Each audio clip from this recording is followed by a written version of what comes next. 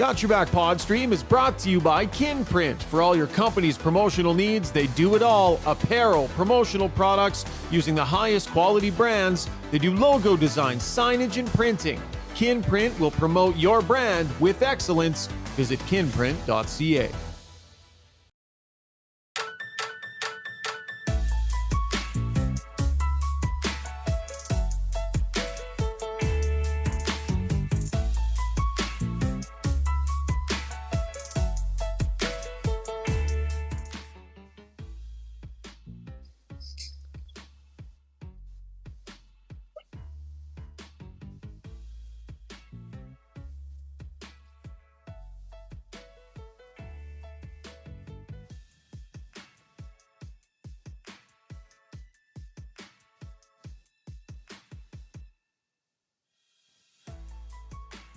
Maintained his position as the number one volume GMC dealer in Canada for an incredible 6 consecutive years. They want to thank you for making them your preferred dealership, and here's to many more years of shared success. Visit our good buddy Phil and the crew in Sherwood Park or online at www.gmcpod.com. Hello, everybody. Great to see you again. I've missed you. No, not you guys. I've missed you guys, and I'm here in my favorite place, my Long Shot studio. Experience the best indoor golf and sports bar in Edmonton and Sherwood Park. I was there last week. I was there hanging out. I didn't stroke the balls. I was playing, I was talking to a buddy. Pretty fun time out there, everybody. So I have missed all you guys. And now you two, Rob Brown and Ryan Rishaug, welcome in. It looks like you two spent a lot of time in the sun. You don't have any more tan than I do. How many game boards were you guys playing? Board games were you guys playing down there? There's no sunshine inside the pubs, Struds. And me, I surprised my mom at Puerto Vallarta. My mom and I like to have a margarita, so we were inside a few times. And I thought you and I were doing the second half. I didn't know you were running the whole show. Like, seriously, were you supposed to be doing the whole show? No, because by the look on Schauger's face, we were both really shocked when you started this off. I'm like, oh my goodness, Strud just took complete over. Yeah, he actually was not supposed to. I was about to start talking, and all of a sudden, Strudge just bursts onto the scene. No. He did the sponsor read, the hellos. Yeah. Like, I was going to run the first half of the pod and then let you guys finish, and you just took over, Strudge. Let me get the text. Hold on. Where's the text you said? I hear this morning. Where does it say? I missed that text too. And while he's looking for that, I'll just say that we may not have even heard him, the viewing audience, in the first part, because I was expecting Schauger as well. So we could hear you, but until you came up on the single, there's probably nothing. We'll fix it for the audio version. But 7:17 a.m. from Schauger. Probably get you to host tonight if that's okay. I'll stick around for a segment, but let you and Brownie land the plane. I thought I was hosting the whole thing. I thought you did a really good job. It was great. Yeah. When I used to be at 6:30 Ched, we used to have some fan get to come in and host for a night. So I thought you sounded very similar to that. Oh, well, you're welcome, Edmonton and area and Calgary. That was amazing. We're not even going to talk about what you did with the Long Shot studio read. Oh, you broke our podcast 35 seconds in with that gem of the night. That's our gem of the night already. I'm not going to be around for the gem of the night, but that's it, guys. Nope. Hey, well, go ahead, Schauger. You take it from here, bud. Yeah, no, hey, nice job, buddy. Nice job. No, I will hand the reins back to you. Everybody have a good break. Like, I'm still enjoying some time here. I'm in San Jose del Cabo. It's been just an unbelievable week. Had a lot of fun staying at this place called Poseidon's Cove. It's this unreal little hole in the wall we found, you guys. Private pool, private hot tub. The ocean's right back there. This whole facility to ourselves. It's like we found an absolute gem here out in Cabo. So it's been really good. Brownie, you're in Mexico too, buddy. I visited my mom in Puerto Vallarta. She had no idea I was coming. I flew down there. Her husband knew. I got to the condo. I called him. When I called him, I called my mom, pretended I was walking the dogs in Edmonton. When she answered the phone, that meant the husband came down to let me in. And then I said, "Oh, Mom, I got to go. The dogs are running, so hold on." I went upstairs and opened the door, and she sat on the couch, and She's like in complete shock. Now, Come on. I was a little worried that there might have been too much shock, but she recovered quickly, and she said the first time in her life she's ever been fully surprised. And then I had 5 great days with my mom and her husband Dale, and That's awesome. we saw a lot of good music, had a lot of good margaritas. It was a wonderful trip. So, hey, Struds, what'd you do? That's so cool, man. Yeah, that's so cool. I'm still waiting for the text, the invite. Hey, Zoobs, we're just back here holding down the fort. Old Uncle Struddy and Auntie Zubie. We're just hanging out, waiting for the call. Why does Zubie get to be the auntie? Like, how did that? I don't know. I was on a roll. I was on a roll tonight. No, you're not. There's no role happening, Strud. But you showed up for work, and we're grateful. You didn't land a plane tonight, Strud. You crashed a plane very early. I guess, was there anyone else there with you, Shocker? Just you and your wife? That was it? That's it. Yeah. Yeah. No, Randy and I mean, we happened to be in the same vicinity as our good friend Jack Michaels. He was celebrating his 50th this year, and Louis DeBrusque and his wife also were happened to be in the vicinity. So we might have TV guys. All the TV guys get together. Oh, just I see. Coincidence bumped into each other. Coincidence that the TV guys get to go away to Poseidon's Cove. Well.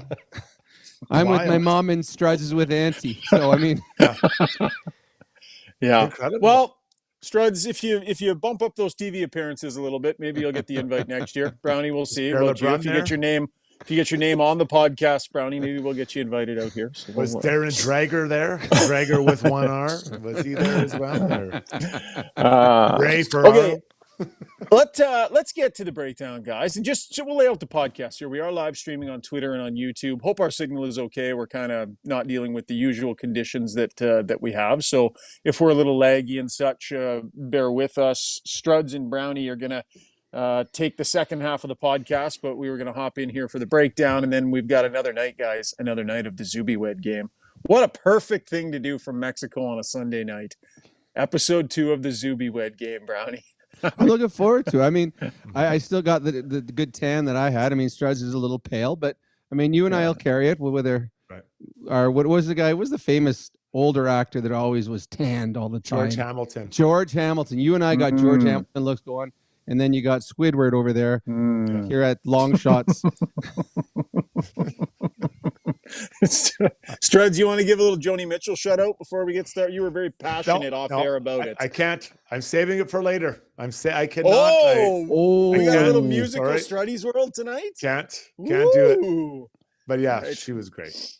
Anyways. Okay, let's get to the breakdown. And the breakdown will be brought to you by Mr. Dirk, the iconic men's clothing store in Edmonton, founded in 1939, just off White Avenue and 102nd Street. They have everything you need for every aspect of your wardrobe. They got a huge lineup of casual clothes, an amazing selection of brand name suits as well. They can do customs. Just a fantastic spot to go and elevate your wardrobe. Visit MrDirk.com to see all that they have to offer. So you mentioned Pierre LeBrun. It's funny, he had to cover the All-Star game. Nobody complains about the All-Star game and being more meaningless than Pierre LeBrun all year, and they dropped it into Toronto, so we had no choice but to go and cover the thing. I don't know where you guys come out on it. Maybe we can get to that in a minute, but I saw pieces of it. Can't watch necessarily in its entirety down here in Mexico, but I saw highlights and skills and was keeping track of things. Struds, I know you paid close attention. Thoughts kind of overall, bud? How much of an upgrade in the experience was it this year? Well, first off, it wasn't by choice. I was being held hostage. My kids like to watch it, my 2 boys. So I wasn't a willing participant. I wish I could said I did nothing. I watched nothing, but I had to. But what I did see the skills competition. I saw, most of the games, not all of them. For sure, the last game with McDavid and Matthews going at each other. And honestly, I thought it went off really well. Of the ones I've watched recently, I think it was the best one done. There wasn't much corniness. The draft was horrendous, just absolutely horrendous. I'll say that.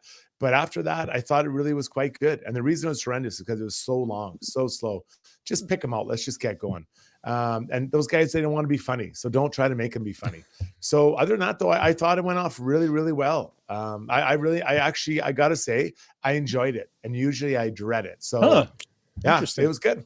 Well, with the skills, hockey was always tough. When you had like the basketball All-Star game, you can have a dunk contest and you can have props in there, but it's still the athletic ability of the guy jumping over the clown or jumping over 2 guys and slam dunking. So, and then they have the 3-point shooting. I think the NHL just got too hokey, and they made up events like the skill level in the NHL is incredible. What those guys can do. Well, let's let them do it at the best. So when I was watching the highlights of the obstacle course, all the different things they did, that was cool. And I love the fact, the effort they put in. They showed Cale Makar afterwards, and then they showed 3 guys went, and then they went back to Cale Makar on the bench, and he was still exhausted. So there was an intensity about it. These guys are proud. They want to do well, other than Kucherov, but they all wanted to do well. And I thought the skills was great. The hockey games, there was 2 shootouts to decide who goes to the finals.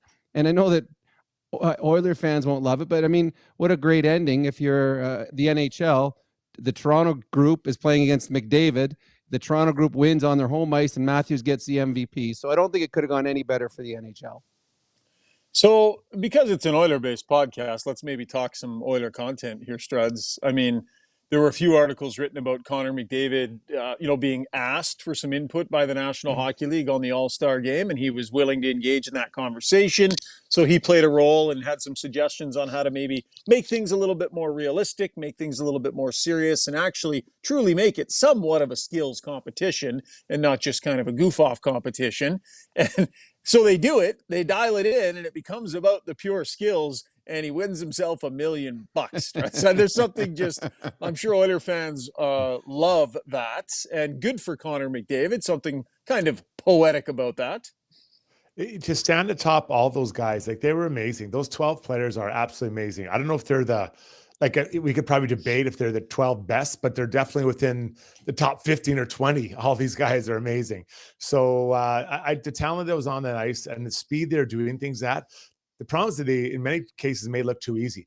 But Connor won, if I remember correctly, 4 of the 8 competitions, which is crazy. I mean, to beat out the best of the best of the best 4 out of 8 times, it is just, to me, I was so impressed by him. And it's just another thing to say, hey, Brownie, this guy's amazing.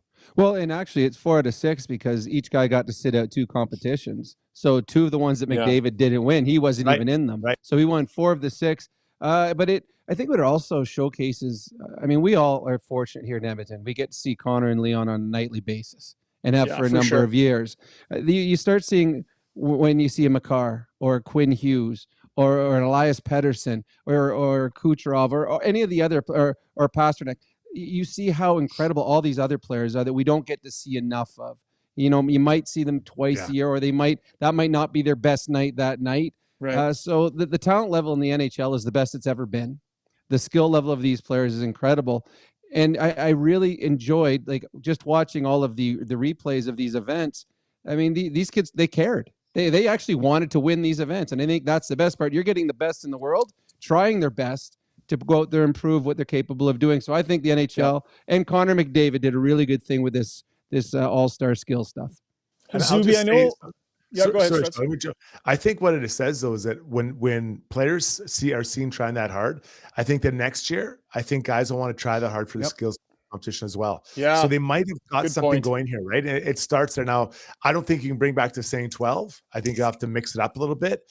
But Connor Bedard will be in there. You don't think he wants to win that? And then there'll be whoever coming up. So I think maybe they just, by simplifying it, and they got to shorten that draft. That draft is terrible. Don't make people that don't want to be funny.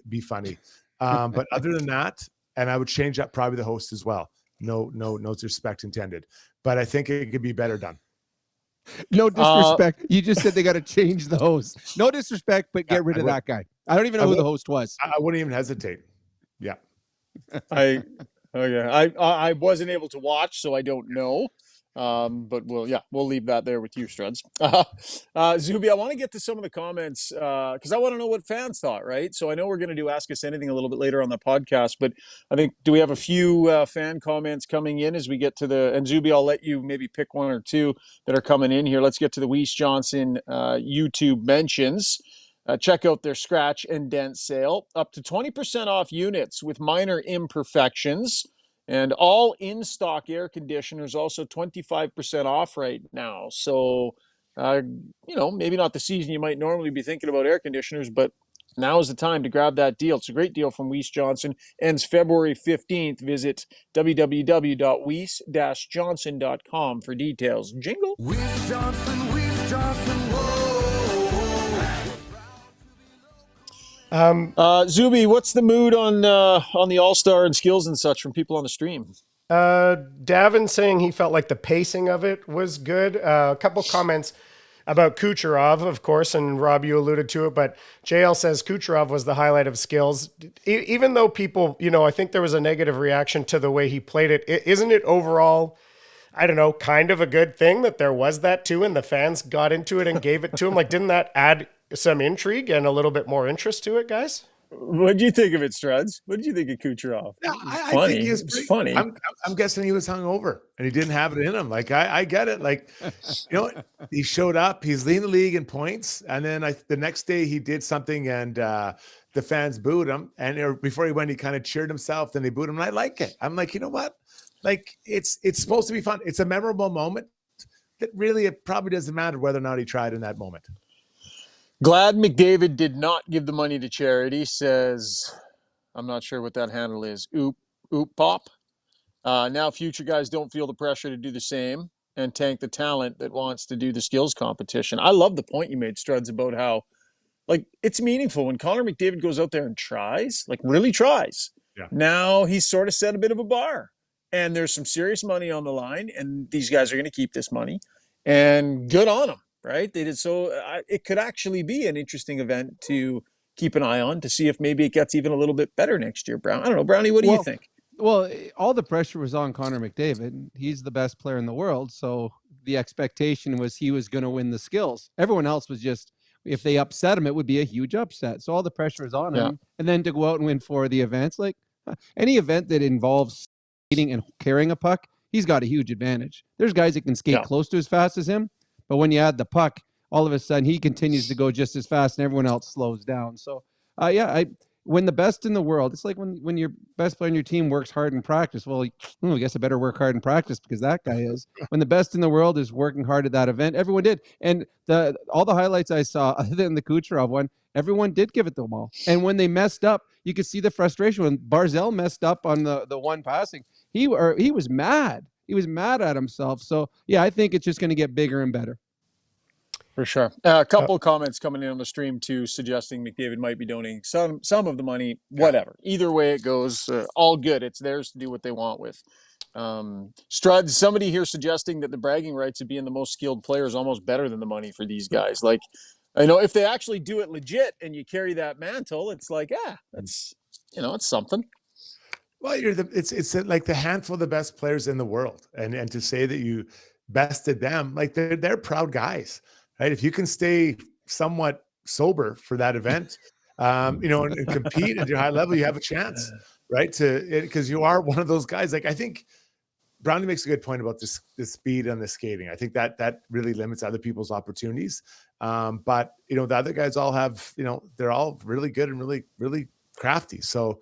Yeah, I honestly think the simplification was the way to go. Mm-hmm. Speeding up the process again would be I'd keep trying to streamline it to keep it moving faster. Although the performances, like Tate McRae, and during the 3-on-3, she was amazing. Like my daughter plays her quite a bit, and I've always kind of liked her as a singer. And then now to see her up there, she was incredible. So the talent was good. Like I thought the whole thing came off well. Really, really. Friday, Saturday were both really good.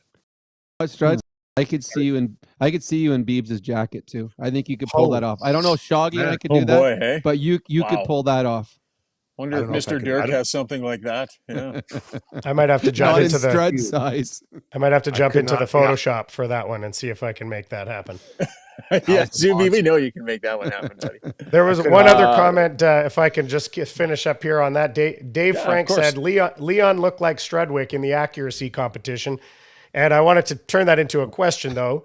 Struds, have you ever done one of those? Did you ever get to do one in the team one, or Brownie, right? Any of you guys do an accuracy, and how'd you do? I could only get 4 and 5. I don't know. Is that good, or I don't remember. I did it once, and I think I talked about this podcast. I did it in an All-Star game in Grand Rapids, and Len Barry, before what cut the bottoms of my blades, I had the blades that went into the aluminum, and he cut it, but just enough you couldn't see it. And the very first shot, I was going top right corner, and I hit bottom left. I'm like, That was weird. Then then I just broke it enough. So my next 9 pucks, I couldn't get off the ice. And everyone was booing because I was on the Grand Rapids. I was on the East, I think it was. And all the fans were booing me. And I had no idea why I couldn't lift the puck. And I get back to the bench. They kill themselves laughing. Lenny Berry cut. And you didn't know what stick I was using. So every stick that I had there, he cut every single one of them.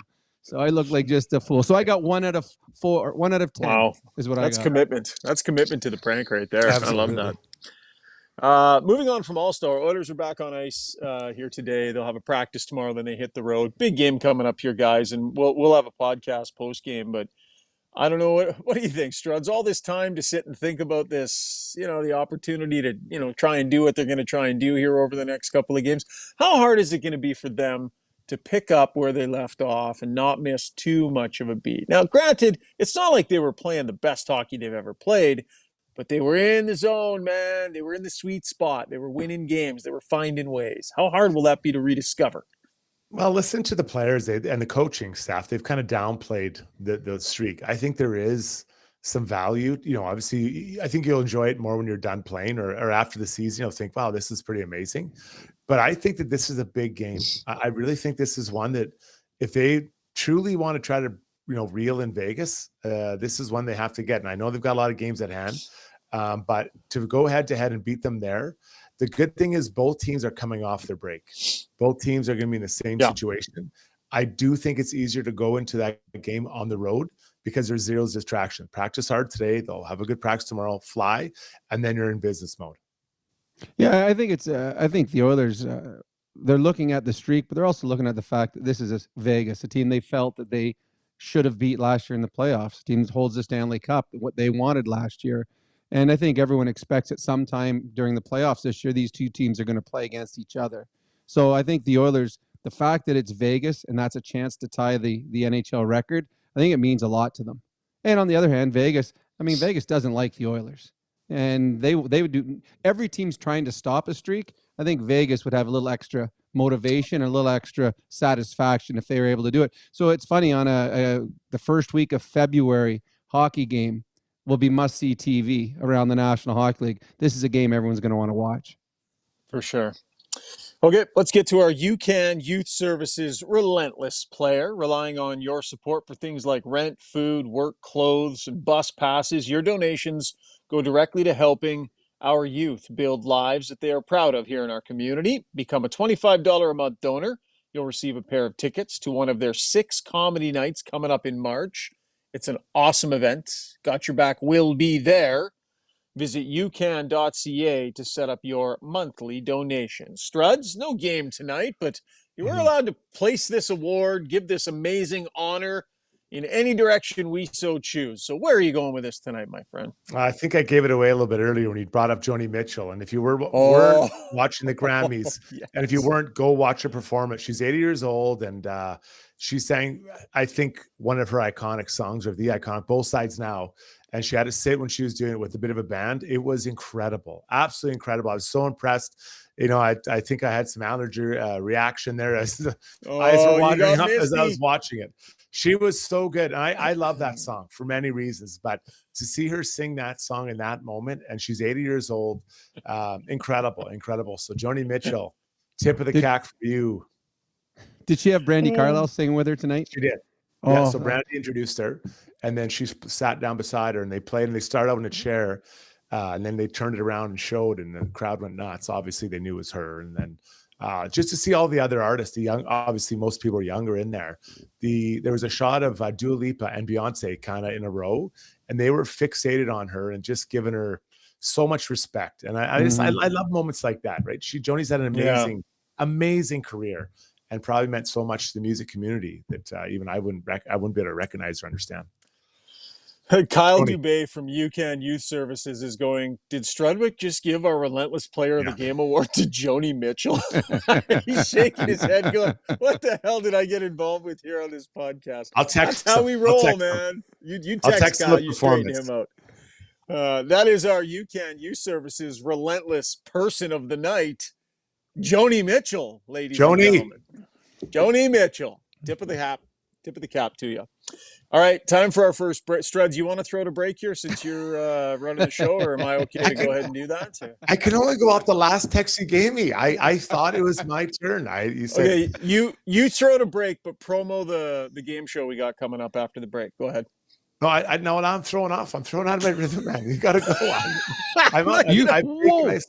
You were in rhythm when you were doing that earlier? But I killed it. I killed it coming out. Just take it, Shog. I don't even know where we're at now. You're on my sheets. When we come back. Yeah, there we go. Season 1, Episode 2 of the Zubie Wed game. It's not going to be good, but it's a Sunday night. So stick around, maybe have a laugh with us. And then Struddy and Brownie will put it back on the rails for the rest of the pod after that. Short break. Say goodbye to unruly hair and hello to a smooth and silky back in minutes with Backscape. Shave your back solo with no mess with Backscape's water-resistant long handle and patented 6-blade design, leaving you with a no-mess shaving experience all in less than 5 minutes. Shop now for 40% off select kits just for you, our Got Your Back listeners, and make 2024 your year to elevate your grooming routine.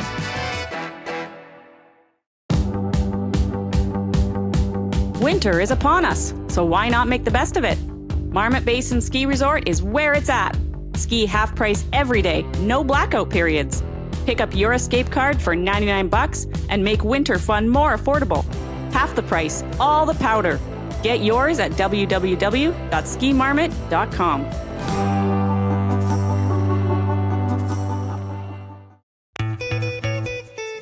Are you ready to elevate your moving experience? Trusted for over 100 years, Ferguson Moving and Storage are your partners in relocation, ensuring your journey is smooth and stress-free. And say goodbye to surprises with Ferguson's transparent flat rate pricing. Contact them now for a free moving quote and use a promo code Ferguson to receive $100 off your next move. Visit FergusonMoving.com and let them lift your expectations.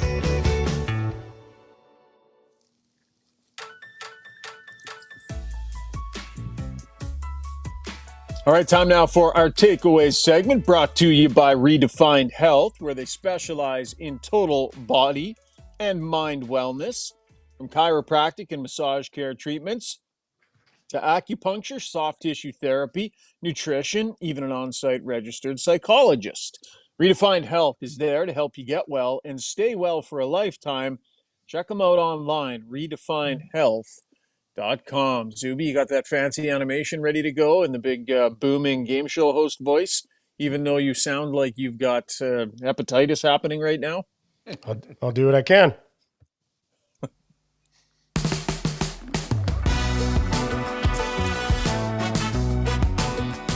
Once again, it's time for the game show that fills approximately 20 minutes of airtime on a non-game night. It's the Zubie Wed game. Here they are. That was some great excitement you just threw in there. That's as much as I can muster tonight, Brownie. That was so forced. The rules are simple. I'm going to ask Shogger tonight. He's going to be our subject. We're going to ask Shogger a series of 8 questions, which he's going to answer as honestly as he can. Struddy and Brownie have already seen these questions and have predicted how Shogger's going to answer. They'll say their predicted answers out loud and hold up a card to show that they have not changed their answer at any time. If you get a matches get a point. Non-matches do not. Player with the most points after 8 rounds wins. I am the judge on close calls, but we may also refer to our friends on the stream. And did you guys come up with a punishment for the loser? Like Brownie having to sing the promo read last time? Or you guys come up with anything? Or any stakes on the line here, Struddy? We did. I did not. No, we didn't get that far. I thought I was hosting. Good job. Yeah. So we're just doing I'm ready to go. We're doing this just because tonight, folks. So, all right, let's bragging roll. rights. Episode 2. Bragging rights. Episode 2. Okay, Shogger, we established with your role as a journalist, you're not an active fan anymore, but you did tell us that you grew up an Oilers fan. So question number 1 is, who was your favorite Oiler growing up? Oh, yeah.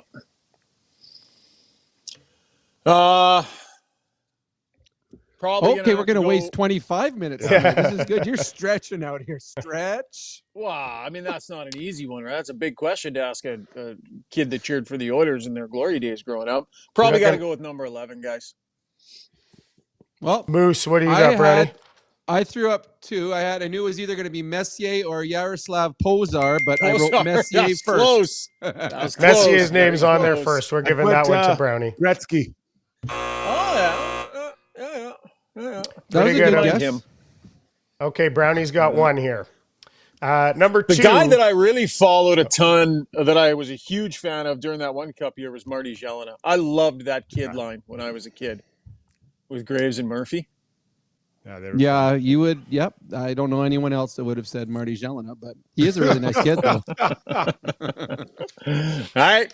We're re-racking one from Struddy's because I wanted to hear your answer to this one too. Number 2, if you were named commissioner of the NHL for one day, what is the first rule you would change for the betterment of the game? First rule that I would change. Well, yeah, this is tough because Strud's answer was, can I give the same answer that Struds gave? Because that's kind of where my head is at on it too.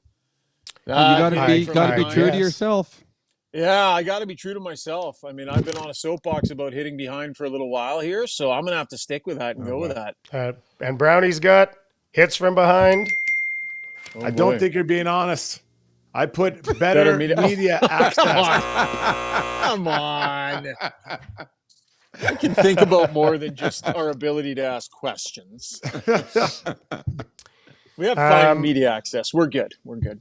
Okay, now we're getting into a little bit more personal here, Shogger. This is number 3. Good. 2-0 lead here for Brownie, by the way. Settlers of Catan, cranberry sauce, or your padded Peloton shorts and seat combo. One of them's got to go forever. Which one can you live without? Oh, boy. I'll go with the Peloton padded underwear and seat. He's losing the pal. Let's go to Struddy. Let's go to Struddy first here. What do you got, Struds? I went with the thing that's still in the package. Give me padded shorts.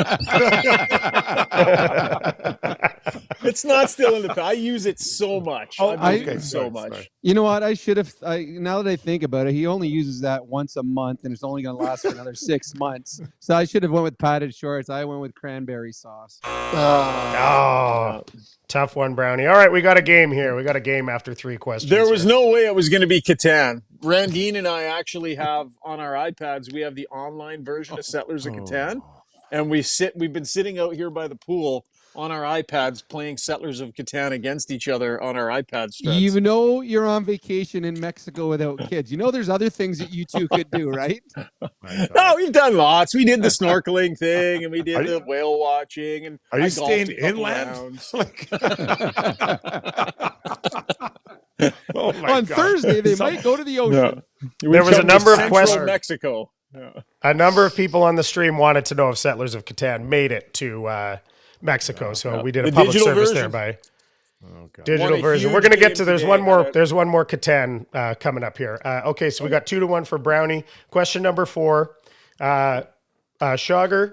Who do you think is the Oilers' backup goalie for game number 83? Oh, real good question there. Campbell's pushing, boy. He's pushing. I'm going to say Jack Campbell. As much as I love what Calvin Pickard has done here, Campbell's pushing hard, and I think they're going to look for a window to re-implement him at some point. So I'm going to go with Jack Campbell. Brownie's got Jack Campbell boy. on his card. Soup can. Yep.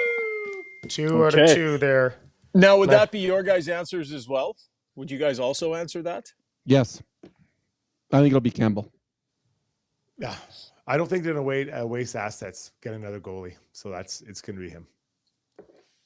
Obelisk 21 says Pickard because Campbell will be playing with Bako in the playoffs. So, in other words, if he's rocking and rolling down there, keep him down there and keep him playing, getting him some playoff games. Unanimous. Okay, question number 5, Shogger. what's your favorite NHL city to visit to cover a game? All things considered, the arena, the team, fan base, travel, hotels, restaurants, all of that stuff. Where are you excited to go to as a visiting reporter, if you will?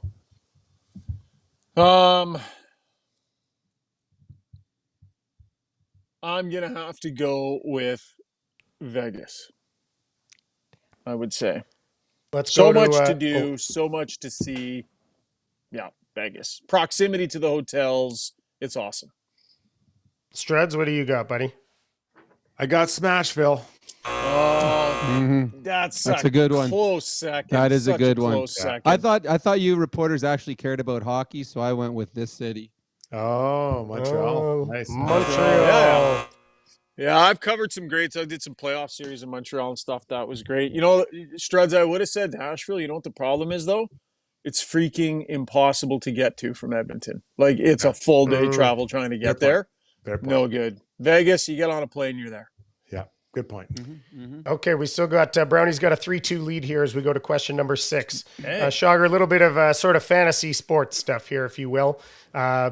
Question number 6, you can only choose one of these things. A round of golf with Rory McIlroy, a 3-on-3 hockey game, and your line mates are Leon and Connor, taking batting practice with Shohei Ohtani, 5 laps in a Formula One race car, or, this is one I added, a game of Catan with the ghost of Klaus Tuber, the creator of Settlers of Catan. Klaus. In Vegas. I've read his books in Vegas. I've read it. Oh, that's awesome. Wouldn't want to do the hockey one with Leon and Connor. I'd embarrass myself. And, I would take the round with Rory. That would be an absolute all-timer. Golf with Rory McIlroy. Brownie's got Brownie, Rory. my soulmate. Have you gotten them all right so far? I got one wrong, Oh. I think. Sure, and Struddy's got it Sorry, too. old dogs. Yeah. Hanging in, keeping in the never fight. hanging out with Shoggy, we seem to know him quite well. Yeah. Yeah, despite. That's funny since I'm such a complex individual too, right? Nothing simple about my disposition. So I'm impressed here, guys.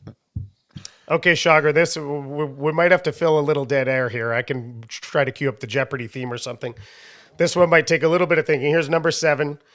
Shagar, you played 46 games for the Kamloops Blazers in 95-96. You tallied 5 goals, 11 points, and 59 PIMs. What trophy would the WHL have had to create for Ryan Rishaug to be nominated that year? What would the criteria need to be, i.e. your defensive forward type award? What's the award you could have been nominated for that year? I would say probably something along the lines of most popcorn crushed in the press box in one season. I spent so much time in the press box, and I was always all about the popcorn. So something to do with being a healthy scratch and eating popcorn. Okay, let's go to Struds on that one. What do you got, buddy? I put the participation award. Screw you. What do you I got, was buddy? on the team. The player least likely to succeed award.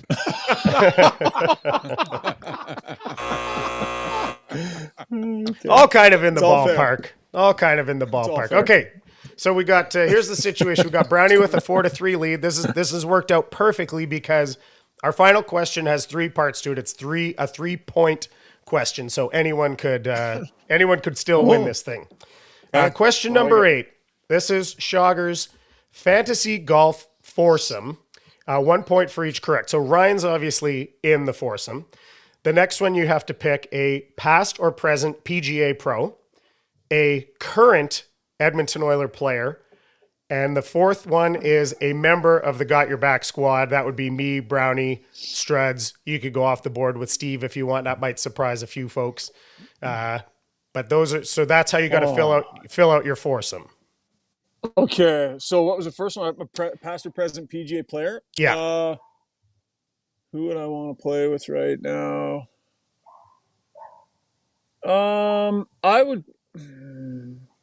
I wouldn't be able to pass up the opportunity to play with Tiger. So it would have to be Tiger because that would just be an all-timer. So there's that one. Current member of the Edmonton Oilers right now. Hold on. In our questions, it was past or present. Yeah. That's how it was presented. So I think I said past or present PGA Pro, current Oiler player. I think you read it as just present. So Past. Oh, okay. past You good, Struds? Okay. You want to file a complaint to the council here, or are we good to go? You were going to say present player, so it can be past or present, just so it's fair, right? Yes. Sorry. Yes. First answer is done. So Tiger's in. Okay, so Tiger it is. And then the next one is a current member of the Edmonton Oilers. No, past or present player. Oh, that one said past or current. present? Just current Oiler. What? It was just current Oiler. Okay, quickly, write someone down, Struds. Write someone down. I'll pause here for 10 seconds. If you got an alumni, you change yours. Man. Do us. All right. Go ahead. For a guy that was supposed to host the show today, this guy showed up clueless. That's why I couldn't concentrate. You got a name down? You know what? I would probably go. I hear he's a pretty good player. Probably go with Draisaitl. Play around with Draisaitl. Might be good. I'm sure he'd be just really tickled with that idea. 4 hours with a member of the media. Awesome. And then someone from the pod. This is a tough one. Because I don't know if Zubie's even a golfer. I don't know. I pick between my friends. You know what I'm going to do, though? He was the original with me. You know, we kind of started it together. So I probably am going to have to go Struddy. You know, he was the one that agreed to this whole thing. So just out of loyalty, being there from the beginning, I would go with Struddy. He was the first call I made. Zubie, you were the second call I made. Close enough, yeah. Close second. Okay, Struds, let's check yours. You're trailing. Let's see if you got enough to jump ahead here. You got Tiger, Hyman, and Brownie. So we got Tiger. Tiger gets you into a tie, so Brownie's just got to get one right here to take this one home. And Struds will face whatever humiliation we come up with. I mean, I think everyone expected you to take me just in case a game broke out for money. You certainly didn't want to have Struds as your partner. I thought you would go with R and H as but fortunately, we all picked Tiger Woods. Oh. Congratulations, Brownie. You did it. Amazing. What was that dance? You look like one of those things outside of gas exactly how in there. it was. Yeah, that's true. That's Wacky exactly waving. how me and my mom were dancing like that to the Beast the other night in Mexico. So I got my dancing shoes on still. All right. Well, congratulations on the big win, Struddy. You take the L. You take the L again, bud. We'll figure out what that means. I won a round of golf with four guys. Guess who I'm not taking? Shoggy. All right. Episode 2 of the Zubie Wed game is in the books. Roll the animation, Zubie. That animation is the best thing about this game by quite a margin. People want to talk some hockey, guys. There were some trades in the National Hockey League I'm sure you guys are going to get to. We got Struddy's World, Ask Us Anything. Lots more to come on the podcast. Struddy, I now hand the baton over to you, buddy. You take it the rest of the way, and you host the rest of the podcast. You throw to break, please. I love it. All right, everyone. Let's take a quick step out for a second. When we come back, we are going to talk about some goings-ons that have happened during the All-Star break. We're right back here with more on Got Your Back. Nice. Bye, well Shoggy. job. Well job. The Edmonton Sport and Social Club's spring season is set to go in May, and registration is just around the corner. Team up with your pals to play in slow pitch, beach volleyball, outdoor soccer, ultimate frisbee, and even cornhole leagues to keep the spring months full of excitement. Spring leagues begin in May. Registration opens on February 8th. Visit edmontonsportsclub.com for more details. Time to talk about your mortgage? It doesn't have to be a daunting conversation. With over 16 years in the industry, Maria Gallus with Maximum Mortgages knows how to make it easy. With access to dozens of different lenders, let Maria customize the perfect solution for you. Whether you're purchasing, refinancing, or renewing, or a first-time buyer, Maria's simplistic approach and expert advice will have you feeling confident you're in great hands, making informed decisions. Take the stress out of your mortgage journey. Contact Maria Gallus at mortgagesbymaria.ca. That's mortgagesbymaria.ca.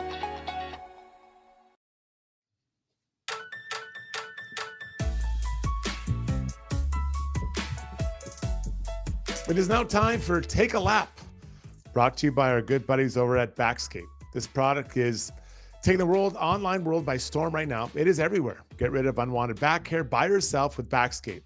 The water-resistant rechargeable shaver, coupled with long handle, lets you take care of business on your own, shave in any direction with no bumps or cuts. It's easy and it's awesome. Right now is their biggest sale of the year with 30 to 50% off. Visit backscape.com. That's BAKscape.com and choose from a variety of package delivered right to your door. Stay smooth, gentlemen. Always a good idea. God, that was smooth. That was very, very smooth.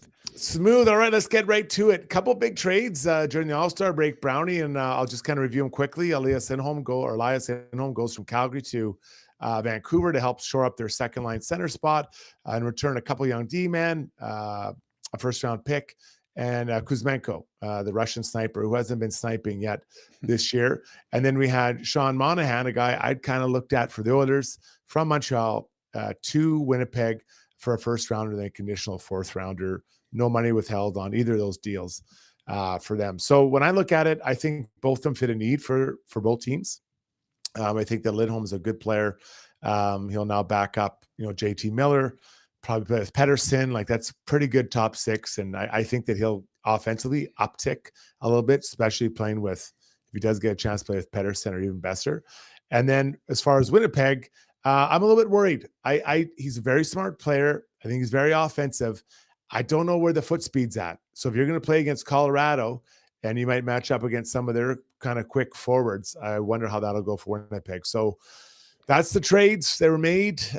Your thoughts on either one of those, Brownie? Well, I thought both teams got better. I think that Lindholm's the better of the two players. I think that there was a lot of talk that the Oilers would love to have him here, and they would. He solidifies a very good Vancouver team. So the Canucks are a better hockey club because of it. And if they somehow re-sign him, then this is a home run. Monahan makes Winnipeg better. But again, this is a guy that, well, what a trade for Montreal. They got a first rounder for taking Monahan, and they got a first rounder for getting rid of Monahan. So Montreal, what wonderful asset management. It makes Winnipeg better, but I mean, I don't know if it moves the needle as much as Lindholm going to Vancouver does, but it makes them a little bit deeper. And Monahan is having a really good year, a much better year than anyone had expected. So I give credit to both general managers seeing teams doing well. And I like the fact they're doing it earlier. And I read an article that said the difference between coming in second in your division and having to play, well, for example, Edmonton, Vegas, or whoever it is, as opposed to playing a Nashville or a Seattle or something like that if you come in first. So I can see why those two teams went ahead and made the trades early, get them in their lineup for a longer period of time, and hopefully for them get some chemistry and push them over the top of trying to win a division and set themselves up for a good playoff run. Yeah, well said. And I wonder what happens moving forward. Are there, do people kind of push the pace now to get in on the D-men? Not a lot of great centers left. Adam Henrique's the guy that I identified for the Oilers. I wondered if Monahan would be a first rounder. Obviously, he was more than a first rounder plus. So does that put Henrique in a first round spot as well? And if you want to give out that, are people going to want to give that up? I was reading that Tanev is now maybe a second rounder, a prospect. So it's going to be interesting. The prices, I don't think this helped push the prices down, Brownie. No, I don't. I think Henrique's a fantastic hockey player. I believe he's better than Monahan. I think there's two things. You have to give up whatever you have to give up to get him, but you're also going to have to give up something for someone to take some of his money, because whoever takes him in a trade, they don't want all 5 million of them. As for Tanev, I love Tanev as a hockey player. That's a guy that makes any team's defense better. He plays the game the proper way. So wherever Tanev eventually goes, that team's winning that trade. And I think both those even get traded out of there. Both I agree too. Tanev and Hannafin. I think both get traded out.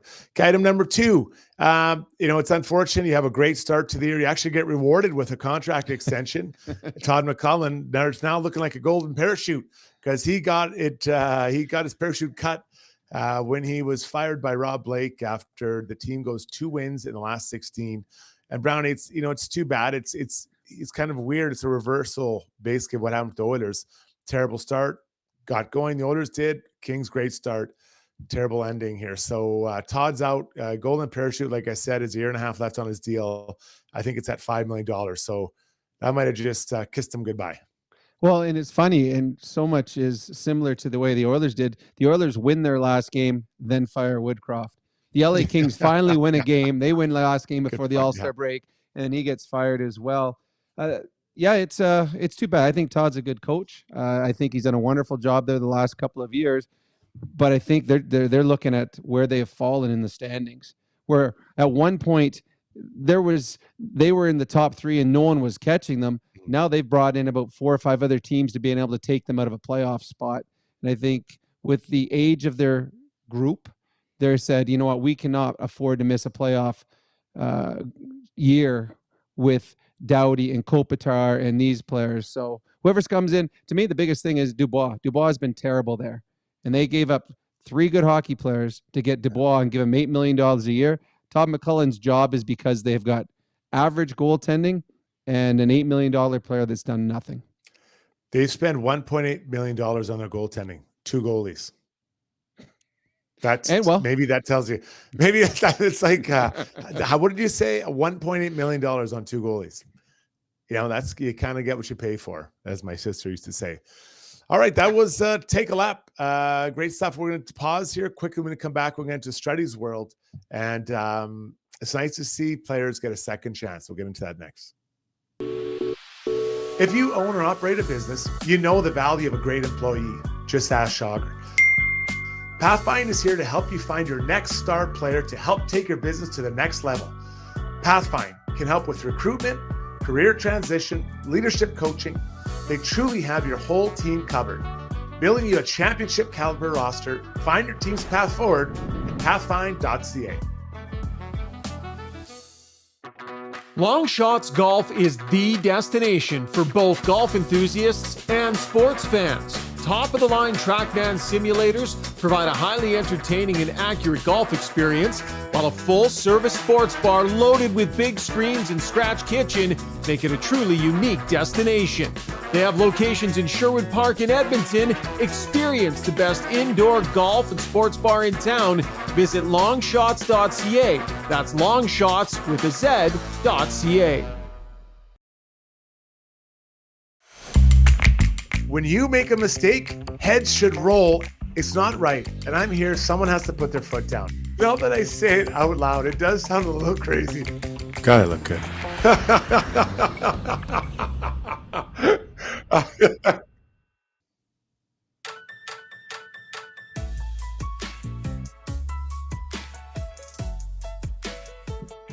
All right, welcome back, everybody. Zubie here to tell you that Struddy's World is brought to you by DLR Vinyl Products with locations in Calgary and Edmonton. If you're a contracting business or a contractor, let DLR help you add vinyl fence to your product line. See why they have been going strong since 2005. Studliable, unmatched service with high-quality, North American-made products. Visit dlrvinylproducts.ca. Struddy, what do you got for us today in Struddy's World? It's a good feel good story, if you will. Jesse Puljujarvi officially signed a contract with the Pittsburgh Penguins. So for the rest of this year, next year, so a 2-year contract, but let's be honest, it's really like a year and a half, $800,000. And I like Jesse Puljujarvi. I think at times I've been accused of not liking him, and that was never my agenda, was to tear him down. Mine was just calling attention to the way that he could play and the way he was playing, the way he could have gotten better. And he never became that elite player that he was positioning himself to when he got picked, top 5 in the draft. But now today he moves on to another organization. So it's his 3rd one so far, not counting the European ones. We don't count those. but he's moved on to Pittsburgh. Going to be around guys like Malkin and Crosby, Letang. Some of these other guys have been, Gensel for maybe a short time only. But if I were him, I'd really try to saddle up next to these guys and talk to them and pick their brain and kind of figure out how I can take my game to another level. Is he an NHL player? I do believe he is. I believe he's big. I like the way he forechecks, uses his body pretty well, but he's not an elite shooter. And I don't want to beat him up again, but that's not what he is. If he's on your third line, working hard, fourth line, I think you got something there. If he's on your first, second line, he's on finishing chances. So I love that he gets this chance and that he has now he just had the surgeries, gets this year to get organized, have a good summer training, then a full year next year. He already knows his contract, doesn't have to worry about that, and can come back and really have a strong year to do what he does best, Brownie. Yeah, I hope he has success. I've never met him, but you listen to him and I followed him. I mean, he seemed like a nice kid that you want to have success. I don't know if it's his lack of finish. To me, he just doesn't see the game well. He doesn't see the game like someone that needs to see it in the top six. Can't read plays. He found himself in the wrong spot a lot of the times when he's playing with Connor and Leon, but God-given skill. There's not many better in the National Hockey League. He's big, he's strong, he can shoot, he can skate. He's a man-child. So he has the physical tools to be a National Hockey League player. He just has to be put in the right situation. And Pittsburgh needed some cheap forward players, and they got a cheap one in Jesse Puljujarvi. And honestly, I hope it works out for him. I hope someday we look at it and say, Jesse Puljujarvi turned into a 30-goal scorer. Good for him. I hope that works out. I think for $800,000, he's a great deal. I think he can get you 10, 12 goals. No problem. I really feel strongly about that. Carolina thought that too when they traded for him and he had 0 points. Yeah, but he's making $3 million and his hips are messed up, right? I think his hips are jacked.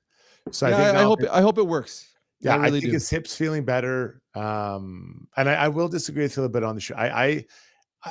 I think to score 30 goals, you've got to be able to just cleanly finish chances off. And we didn't see that very much from him. And you look how hard Warren Fogle tries to get to 15 to 20 goals. There's not many clean, beautiful goals. It's a lot of hardworking goals. I just don't think Yessie understands. I mean, Yessie's a guy. Yeah. I mean, I know that we were all over McLeod this year, how at the beginning where he would take the puck wide and he'd skate all the way around. He would never go to the net. Well, Jesse Puljujarvi's problem was he would cross the blue line and he'd take slap shots from outside. It's like, you're not going to beat any. And it was one of those ones where he scored once and he's like, I'm going to do it again. Size drive the net every time. You're going to either get a scoring chance, you're going to draw a penalty, you're going to create havoc. He just never saw that. So I hope that being around some of the greats that Pittsburgh has, that he finds his game and turns into be an NHL hockey player. Yeah, really good point.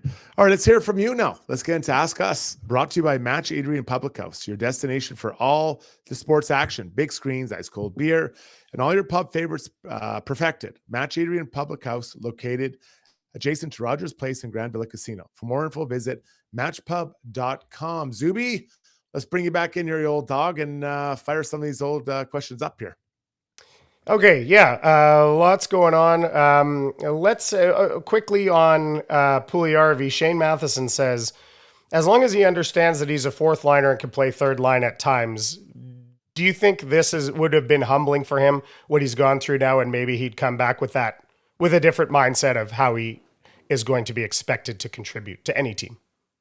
Go ahead, Ronnie.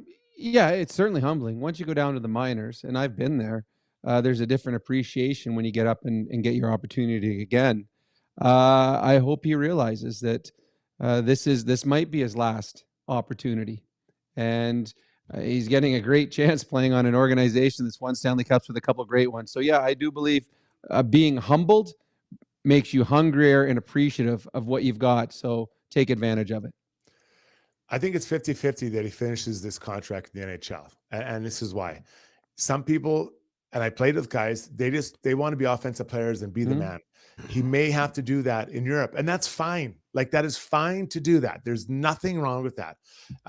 But if that's who you think you are and you aren't that, it makes it pretty hard. So I think at best it's 50-50. He finishes this in the NHL this next year and a half.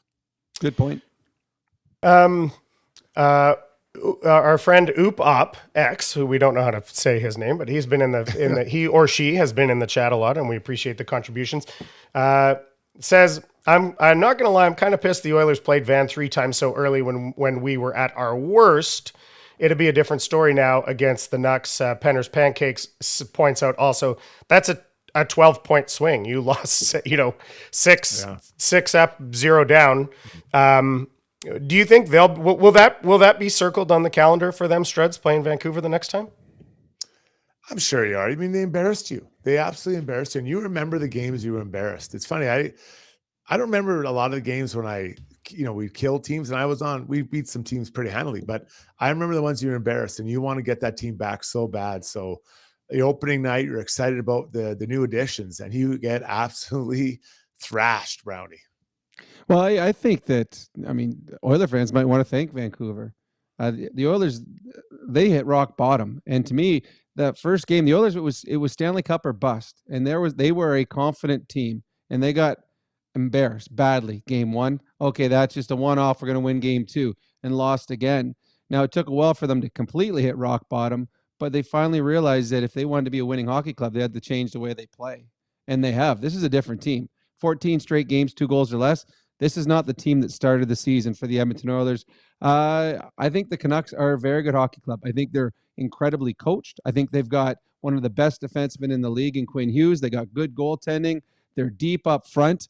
I look forward to seeing these two teams not play just one more time in the regular season, play in the playoffs.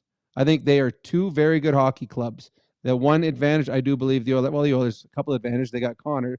Vancouver doesn't, but an advantage the Oilers have, they've been there. I think the Vancouver Canucks right now starting to get their toes wet when it comes to being in an elite hockey club. It's been a while.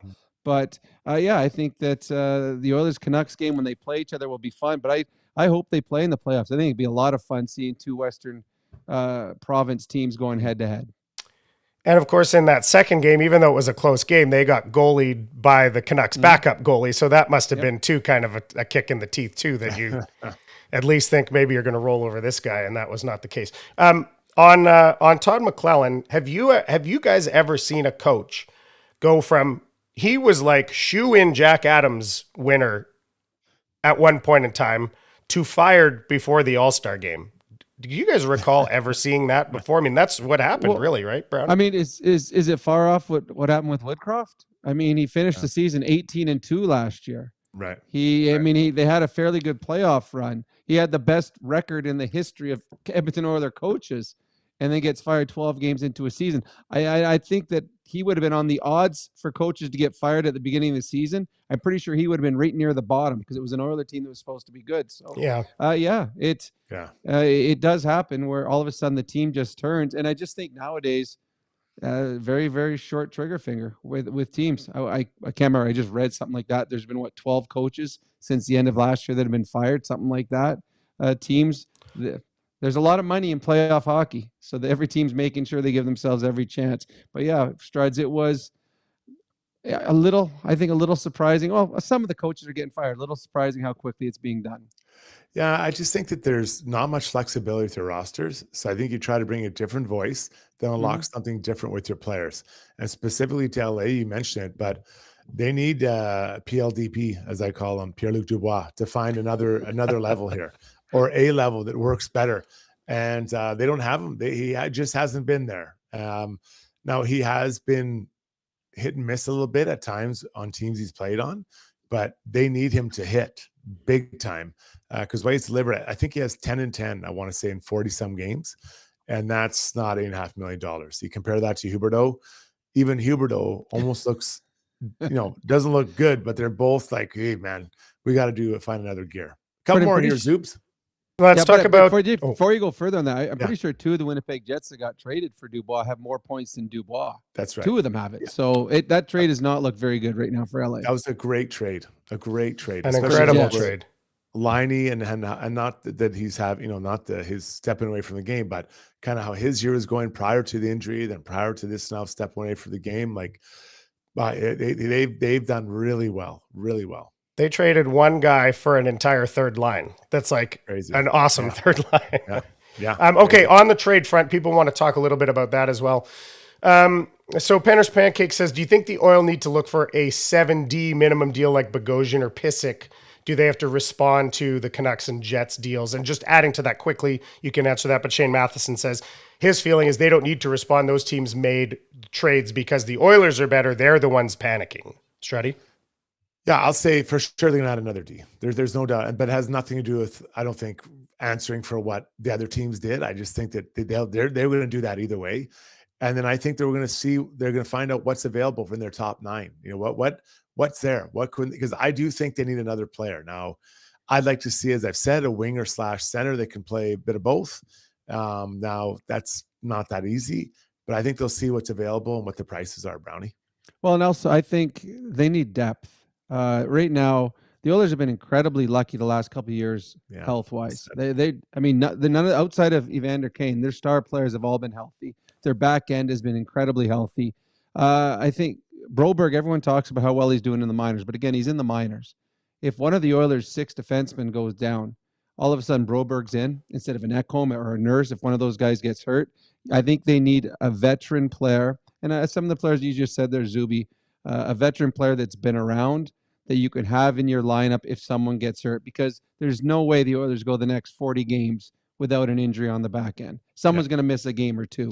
So I think the Oilers certainly need some depth and veteran depth, both up front and on the back end, something that they can get cheap, but someone that's been there before and adds a little experience. Okay, and last one, then let's talk about a bunch of people throwing out names. Forwards, that's a little sexier. People want someone sort of to play in the middle 6, maybe to contribute some offense as well. So I'm going to throw out a handful of names here. You guys give me, let's kind of say irregardless of price, and maybe we've done this before, but tell me who, if it were you, if you're Ken Holland, who your top 2 choices would be. We got Jake Gensel, we got Konechny, we got Henrique, we got Tyler Toffoli, we got Jordan Eberle. Probably some people on the stream here will let me know a couple of others that they've mentioned that I've missed. And also Boone Jenner keeps coming up time and time again. And he was on McDavid and Dry's All-Star team, and people think, oh, maybe he's in his ear there. But I think he's got a couple years left. So people talking about Boone Jenner like an Ekholm type deal. So of any of those names I said, or anyone else on your mind, who would be your top 2 choices for the Oilers? Brownie, you go first. Well, I mean, the 2 best players there, Gensel and Konechny, I mean, both are fantastic hockey players. Now, I don't know what their contracts are or if the Oilers can afford them. I mean, Gensel, he can play on your first or second line. He's a guy that can score 35, 40 goals. He's that good a hockey player. Konechny, he's a guy that not only can he score, he's a guy you want in the playoffs. I love watching that kid play. He's got zero fear. Now, I don't know if there's any chance at all that you get either one of those players because of contract problems. But if those 2 players go to any team, those teams are instantly better because they got great hockey players. Yeah, I like those 2 guys too. I mean, quite frankly, they all sound good to me. Now, it's just how do you make it work financially? So, you have to trade them twice probably. I think Gensel's, I want to say 6. I might be wrong. So they keep half, that's 3. And you take another half, it's 1.5. So someone with the 1.5 has to move out. If you don't trade him twice, now you got to move someone out that's 3. Like that's getting. So would you trade Foegele to Pittsburgh for a Foegele in a first rounder for Gensel, or Foegele in a first rounder or somebody else? Like it's going to be hard. It's going to be pricey, Oilers fans. So I think you got to downgrade what you think is leaving or what's coming in. I really do. Yeah, he is 6. Then you prorate that down to he's probably 2.5. Just over 2 at the time, but you don't have 2. But you don't have 2. You don't have that much space. I think they have nothing right now. Yeah, or $800K or some business like that. Tight. All right, fellas. All right, guys. That's it. There. Let's get to our gem of the day. Now, the good old gem. I'm not sure if anyone dropped any nuggets out there. Brownie, you want to take a run at this one? We started the first 20 seconds of the episode where you were stroking your balls at the long shots golfing yesterday. So don't people say that at the course? I've said it before at the course. No, I haven't. Must be at the wrong kind of courses then. Kind of courses. Hey, Struds, before we wrap up, do you have the kin print read? Because we forgot to do kin. I've got kin print up here. Let's give Kim Print some love. We might have forgot to. I can't find it in my notes, But we know that we love Kinprint and that they're high quality apparel and promotional products. Yeah. If you're And new I'm company, wearing still it, Kinprint can help you with logo design and branding. Visit kinprint.ca. Yeah, I honestly, I 100% thought I was hosting it tonight. The text I got this morning, I'm like, okay, and I was going through my reads, I was getting ready, I had notes ready. You and missed then the look on Shoggy's face when you started talking. Oh my God, it was so funny. I didn't He's even see it. All right. Well, Tuesday night he'll be back. We'll all be back. The whole family be together again, talking about Vegas and Oilers. Will it be 17 in a row, Brownie? Do you think? Well, I'm on an Oiler telecast. Yes, they're going to win their 17th in a row in Vegas in overtime. Zubie, you got it? What do you Sure, think? yeah, I'll take them too. I think it's going to happen. Yeah, I'm looking forward to it. All I know is I can't wait to watch it. Another third period comeback. It'll be in the balance, I think. So much fun. All right. Well, thanks for tuning in, everybody. We'll be back on a Tuesday and ready for this long drive, but we hope it'll be a long and deep playoff push. On behalf of Rishaug, Brownie, myself, and Zubie, have a great night. Talk to you Tuesday night, everybody. Good night.